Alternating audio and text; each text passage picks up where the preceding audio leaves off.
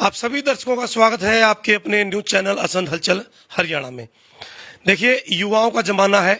सरपंची की बात करें, ब्लॉक समिति की बात करें, या फिर जिला परिषद की बात करें, या फिर राजनीति में युवाओं का कितना महत्व है। एक युवा साथी हमारे साथ हैं, राजेश आर्य, जिनका नाम है और भाजपा नेता है, और काफी कुछ मेहनत जो है वो लगातार किसानों के लिए भी और जो साथियों के लिए भी, जरूरतमंदों के लिए भी जो है लगातार करते हैं। आज उनसे मुलाकात है और क्या क्या उनके मन में है, क्या क्या वो करना चाहते हैं, क्या क्या आप लोगों की समस्याएं हैं। भाजपा नेता है, क्या क्या आप लोगों की समस्याएं हैं, उनसे जो है बातचीत करते हैं। आप हमारे साथ जुड़े रहिएगा। दीपों का त्योहार है, दीपावली, तो सभी से पहले आपको शुभकामनाएं, और सीधा लिए चलते हैं राजेश आर्य के पास। तो सबसे पहले आपको नमस्कार। नमस्कार। मैं सबसे पहले दिलबाग जी आपको, आपके चैनल को और आपके जो दर्शक हैं, मेरे साथी जो लाइव देख रहे हैं, जो मेरे साथी देख रहे हैं, उन सबको दीपावली की हार्दिक शुभकामनाएं। ये त्यौहार उनके जीवन में उन्नति लेकर के आए, तरक्की लेकर के आए, वो पहले से ज़्यादा संपन्न हो, यही इसी उम्मीद के साथ फिर से हैप्पी दीपावली। देखिए, भाजपा ने ये कहा था कि जिला परिषद का और ब्लॉक समिति का इलेक्शन है जो हम सिंबल पर लड़ेंगे। शायद भाजपा डर गई, भाजपा बैकफुट पर चली गई कि नहीं, उस पर नहीं लड़ेंगे। बहाना क्या बनाया कि काफी ज्यादा हमारे पास जो लोग हैं वो आए हैं टिकट लेने के लिए। तो क्या समझते हैं और क्या रहेगा जो आपने एक ऐसा कदम उठाया है? देखिए, पहली बात तो दिलबाग जी मैं बताऊं कि जो ये सवाल आप कर रहे हैं, इसी का जवाब आपने दे दिया। भी कैंडिडेटों की संख्या ज्यादा थी, पार्टी का जो काम है, पार्टी का काम में कोई बाधा ना हो, इसीलिए पार्टी ने डिसीजन किया कि एक एक वार्ड से 10-10 कैंडिडेट थे। एक कमाल मानोगे कि जिस दिन मैं बैठा था, माननीय सांसद जी की वो थी, क्या नाम अपना, प्रेस कॉन्फ्रेंस थी, उसी प्रेस कॉन्फ्रेंस में बैठा था। वहां इनका आपस में झगड़ा चल गया, और झगड़ा चलने का रीजंस की क्या था कार्यकर्ताओं का कि भी मैं खड़ा हूंगा। भाजपा का जो जनाधार है वो प्रत्येक गांव तक, बूथ तक, और बूथ में भी उसके पन्ना प्रमुख तक जो भाजपा की जो योजना है उसका जनाधार है भाजपा के प्रत्येक बूथ तक है। न कि कोई हवा में उड़ने वाली बात। कई आदमी कह देता है कि भाजपा का कहां जनाधार है। आप ये देखो कि कोई भी इलेक्शन हो, किसी भी इलेक्शन हो, आज आप ये देखो कि भाजपा के जो समर्थक हैं वो जिला परिषद में, वो ब्लॉक समिति में, वो पंचायत के इलेक्शन में, सरपंच के वार्ड में, ये सबसे ज्यादा भाजपा के कार्यकर्ता, भाजपा समर्थित उम्मीदवार जीत के आएंगे। ये नहीं कि भाजपा सिंबल पे नहीं लड़ रही, उन्होंने अपने समर्थन से जिसको इशारा करना था उनको कर दिया, और वो इलेक्शन लड़ रहे हैं और जीत के आएंगे। जब आप लोगों ने पिछली बार ये मुहिम चलाई थी, अब की बार 75 पार, उसमें आप भी थे। सबने अपनी जो है स्ट्रॉन्ग एक दृश्य दिखाए कि मेरे पास कितने लोग हैं। लेकिन हुआ क्या, जहां जहां ये दृश्य सामने आए वहां पे कैंडिडेट हार गए, टिकटें गलत दी गई। और आज के आपके जो दावेदार थे पुराने, वो लोग मीडिया को भी जो है उंगली करके धमकाते हैं। क्या सोचते हैं, हिटलरशाही करने की मन में है क्या? देखिए, मैं सबसे पहले आपकी पहली बात का जवाब देता हूं। पहले आपने कहा कि 75 पार, 75 पार का जो नारा है, 75 पार का जो नारा था हमारा, उस पे हम आज भी कायम है। 75 पार ये जो यात्रा चली, मैं सबसे बड़ी, देखो मैं संगठन का तो इसमें कोई बड़ा पदाधिकारी तो हूं नहीं, लेकिन मेरी जो सोच थी कि जो यात्रा चली, उस यात्रा के कारण पार्टीबाजी हो गई। मान लीजिए यात्रा का स्वागत हो गया संध में, एक पार्टी मेरी होगी, एक अगले कैंडिडेट की होगी, एक अगले कैंडिडेट की होगी, फिर क्या होगा, टिकट तो एक थी ना, टिकट एक को मिलनी थी, बाकियों ने उसकी गोभी खोदनी शुरू कर दी। हाँ, उसके बावजूद भी हम 75 पार हो जाते हैं। टिकट गलत दी, सही दी। आप ये देखो, जो निर्दलीय जीत के आए हैं वो भी भाजपा के समर्थक हैं, जो जेजेपी में आए वो बीजेपी के कहीं ना कहीं रहे। आप ये देखो, जोगीराम सियाग जी हैं, वो बीजेपी के थे, धर्मपाल गोंदर जी थे, वो बीजेपी के थे, नैनपाल राव जी बीजेपी के थे। ये तमाम जितने भी आदमी जीत के आए हैं वो सभी बीजेपी की पृष्ठभूमि से थे, संगठन के आदमी थे, और भाजपा की सरकार बनी, और आगे भी भाजपा की सरकार बनेगी। आपके पूर्व नेता पत्रकारों को धमकाते हैं, उसका जवाब दें। देखिए, ये धमकाने उनका व्यक्तिगत विषय हो सकता है, ये तो आदमी का, आप क्या कह रहे हैं। मैं तो पिछले 5 सालों से ना उनके साथ कोई लेन है, ना कोई देन है, ना उनके साथ कोई आना, ना कोई जाना। बजाय मतलब एक रिस्पेक्ट करने के वो लोग धमका रहे हैं। मन में क्या है, यदि आपकी पार्टी दोबारा फिर आ जाएगी तो हिटलरशाही हो जाएगी।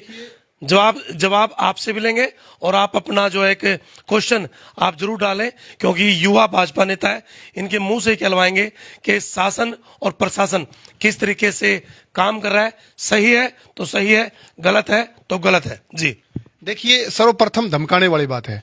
धमकाने वाला वो व्यक्तिगत, किसी का आपका व्यक्तिगत कोई मामला हो सकता है, लेकिन जहां तक पार्टी का सवाल है, पार्टी का इससे कोई भी लेना देना नहीं है, पार्टी का इससे कोई मतलब नहीं है। और अगर मान लीजिए कोई धमकाता है कड़का, तो वो उसको भुगतेगा, वो उसका अंजाम भुगतेगा। तो अभी क्या तैयारियां हैं, किस तरीके से आप सोचते हैं, क्या सरपंची लेवल पर भी आप लोगों के जो नुमाइंदे हैं? देखिए, भारतीय जनता पार्टी का सरपंची लेवल पे या जिला परिषद के लेवल पे मामला है, वो जो भाजपा के समर्थक हैं वो खड़े हैं, भाजपा के कार्यकर्ता उनके लिए काम कर रहे हैं, वो काम करेंगे। सिंबल पर जिला परिषद ब्लॉक समिति को नहीं लड़ाया, जो जीतेगा उसी को गोद में बैठा लेंगे, उसी को कहेंगे ये भाजपा ही है।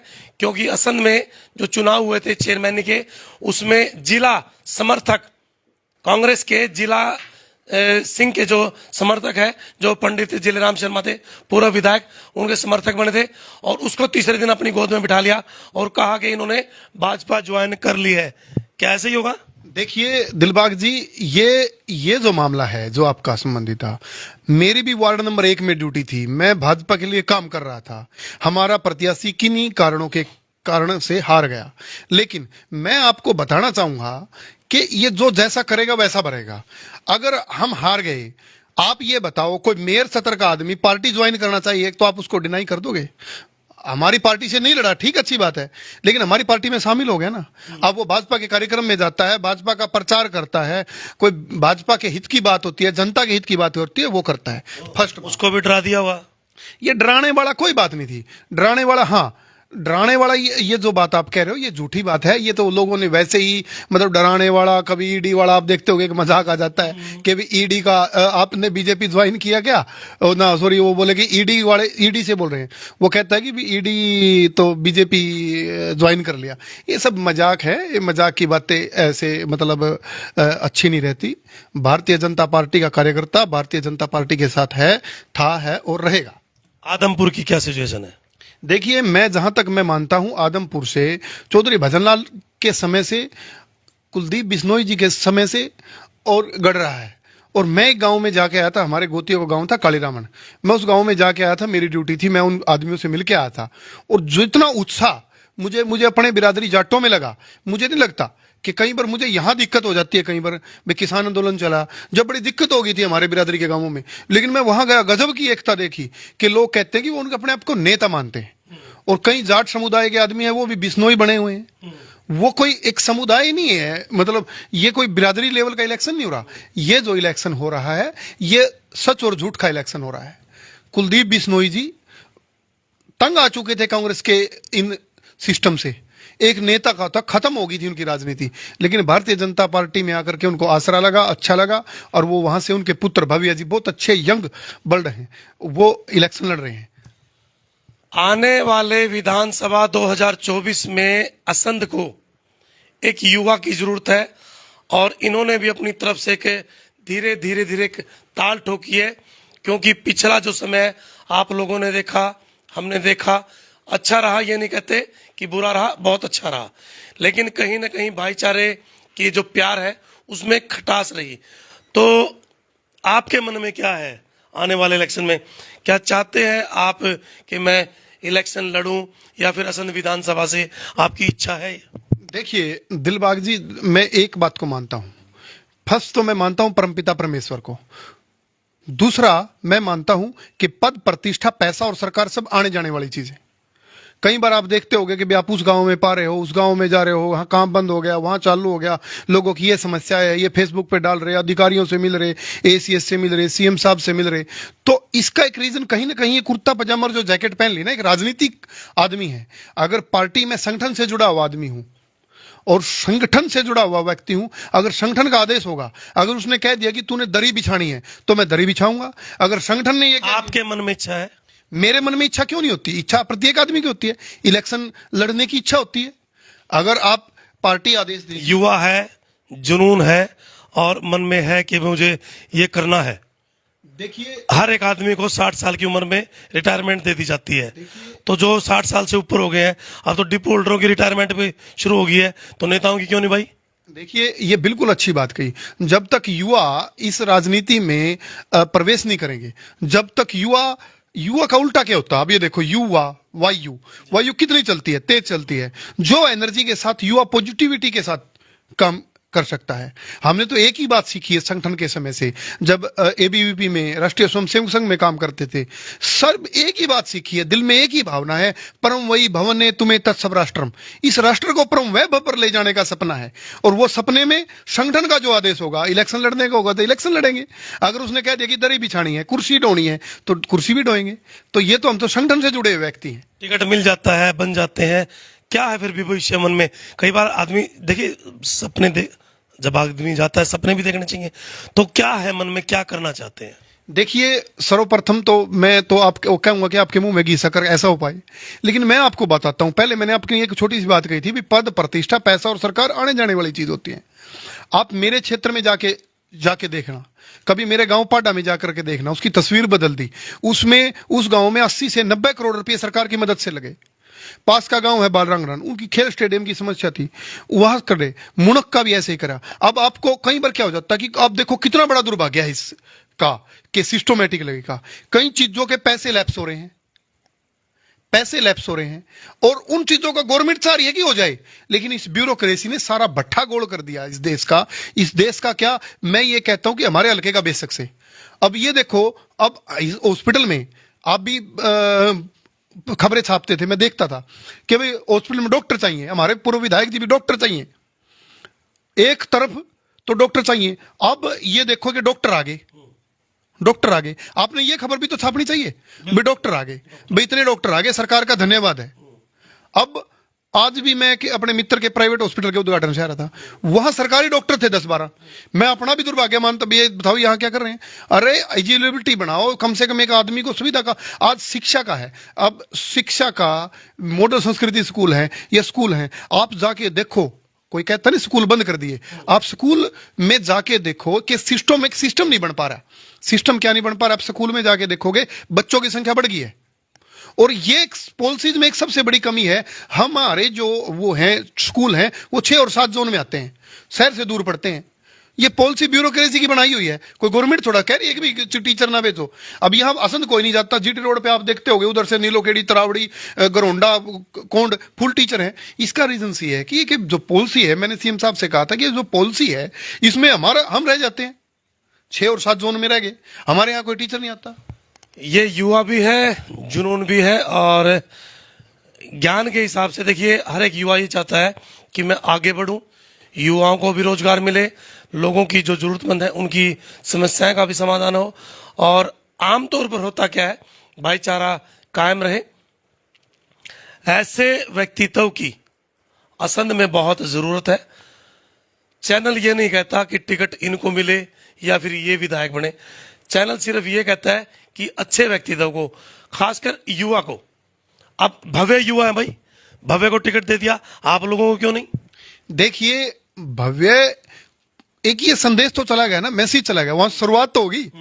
अब मैम ये कह देंगे भी जब भाई जिनका बुढ़ापा पेंशन का समय आ चुका है उनको कृपया करके टिकट न दें, उनकी जरूरत नहीं है असंध को जरूरत है युवा की। मान लीजिए भव्य को उधर टिकट मिला है, या फिर युवा है, दुष्यंत चौटाला थे, उन्होंने अपनी पार्टी बनाई, युवा थे, अपनी पार्टी को जो है संगठित कर गए, तो ये युवा है। तो चाहे ये है, चाहे कोई कांग्रेस में, किसी भी पार्टी में, थोड़ा सा युवाओं की, इन्होंने जैसे बताया कि वायु, उसकी लहर की जो है जरूरत है जी। देखिए, मैं तो सबसे बड़ा धन्यवाद करता हूं भव्या जी को, कम से कम शुरुआत तो हुई। उससे पहले भी पार्टी में महिपाल डांडा जी युवा थे, उससे सुखविंदर माड़ी जी जो युवा मोर्चे के वो युवा थे।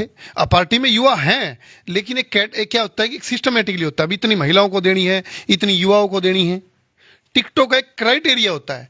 और मैं अब की बार तो मैं ये कह रहा हूं कि अगर आपको युवा अगर नहीं जुड़ेंगे तो बुजुर्गों से काम नहीं, मतलब बुजुर्गों को साथ लेकर के, उनका आशीर्वाद लेकर के, और बुजुर्गों से काम नहीं होगा भाई, ये सच्चाई है।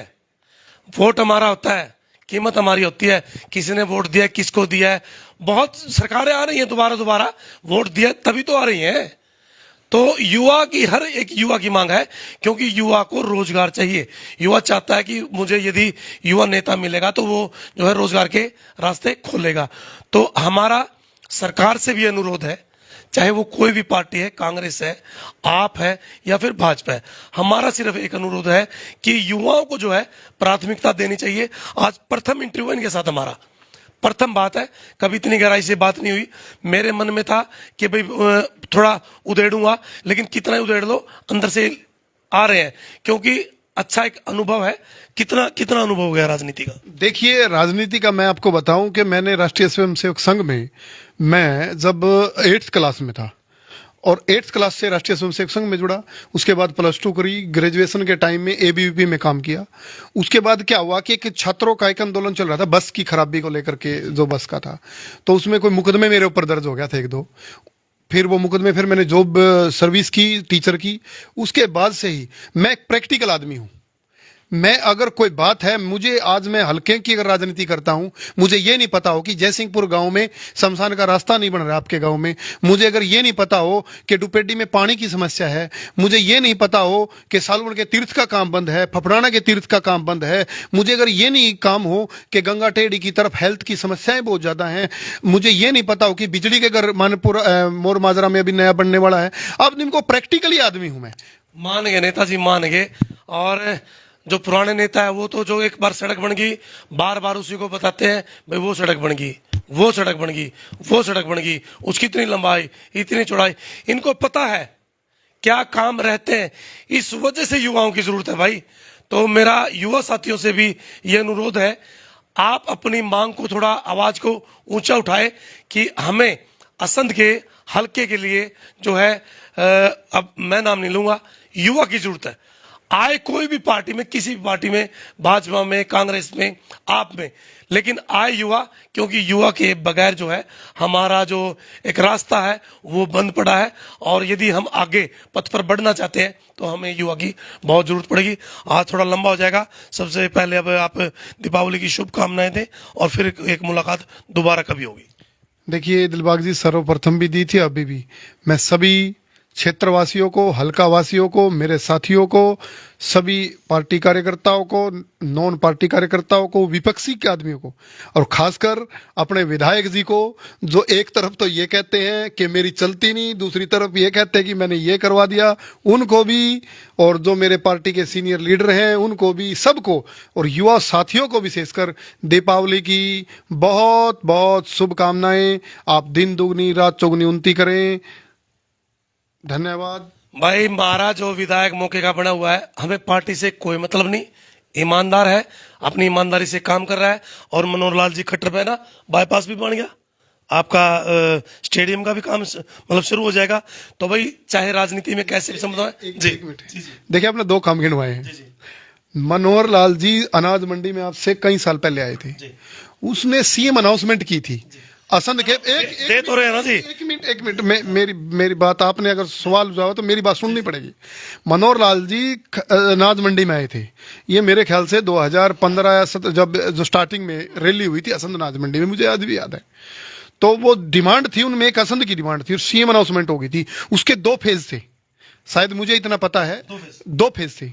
और ये जो रुका हुआ था, इसका रीजन ये था कि जमीन रिक्वायर नहीं हो पा रही थी। सेकंड फेज की जमीन रिक्वायर ना होने कारण ये अटका हुआ था। अब मैं उस पे सीएम अनाउंसमेंट पे डीसी साहब हर महीने मीटिंग लेते हैं। हम ये नहीं कह रहे भी आप सरकार नहीं दे रही, हम ये कह रहे हैं आपकी सरकार, आपके सीएम साहब हमारे विधायक को भी दे रहे हैं। हाँ, मैं यही मतलब चहुमुखी विकास कर रहे हैं, हम मना नहीं कर रहे भाई। मनोहर लाल खट्टर जी ने, हाँ बिल्कुल बिल्कुल, विधायक असंध की जनता तो हमारा विधायक है। जनता होती है, जनता धनार्थ होती है, ईमानदार है। अब भाई हमारा विधायक का जब जन्मदिन था, आज 3 साल पूरे हो गए हैं, हमारे विधायक को लोगों ने ये कहा था कि बीच में इलेक्शन होगा, ये विधायक जो है मतलब टपक जाएगा। टपकने का मतलब आप समझते हैं, लेकिन उस परमात्मा की दया है, वो विधायक आज भी है और अगले इलेक्शन में भी होगा। देखिए, पार्टी से कोई मतलब नहीं, ईमानदारी से मतलब है। मनोहर लाल जी खट्टर चाहे हमारे विधायक से मिलकर करवा रहे हैं, काम करवा रहे हैं, और पार्टी काम करवा रही है आपकी। देखिए दिलबाग जी, मैं कहता हूं, शायद गोगी जी का मेरा व्यक्तिगत संबंध मेरे परिवार का पैर से पुराना है। मैं उनको बिल्कुल अच्छे तरीके से जानता हूं, लेकिन जो ईमानदारी की मिसाल माननीय मुख्यमंत्री मनोहर लाल जी ने पेश की है, अब तक पिछली रिकॉर्ड सन 66 में हरियाणा बना था, आज 2022 हो गए। जितने ब्यूरोक्रेट एचसीएस तक, जितने अफसर इस सरकार ने अंदर दिए हैं, क्या किसी सरकार ने दिया है? बिल्कुल। कितना बड़ा उदाहरण है। और आज मैं एक डेड होनेस्ट आदमी मुख्यमंत्री है, और ये कमाल की बात है, मैं आपके मुंह से कितनी बड़ी ये है कि, और क्रिमिनल लोगों के ऊपर भी ना कोई घबराते, ना कभी कोई उनको कह देता ना कोई ये है। अगर मैं भी उनको दिख गया तो मेरे से पूछ लेते हैं कैसे आया था तू, बेवजह क्यों आता है? तो मतलब इतने अच्छे, कभी इस आदमी के अंदर टिकट लेने की पूरी तैयारी है। मनोहर लाल जी के गुण जो है वो गिनवा रहे हैं, उनको पता है किस तरीके से वो काम करते हैं, और पीछे क्राइम के दुनिया में जो लोग सामने आए थे उनके ऊपर भी सख्त कार्रवाई की गई है। सरकार का ये सराहनीय कदम है। तो दोस्तों, ऐसे युवाओं को आगे बढ़ाने की जरूरत है। हर पार्टी में युवा की जरूरत है। तो आपका क्या एक कमेंट के माध्यम से जरूर बताइएगा कि आपका क्या मन में जो राय है वो जरूर बताएं। तो आप सभी का बहुत बहुत धन्यवाद। जय हिंद, जय भारत, जय हरियाणा।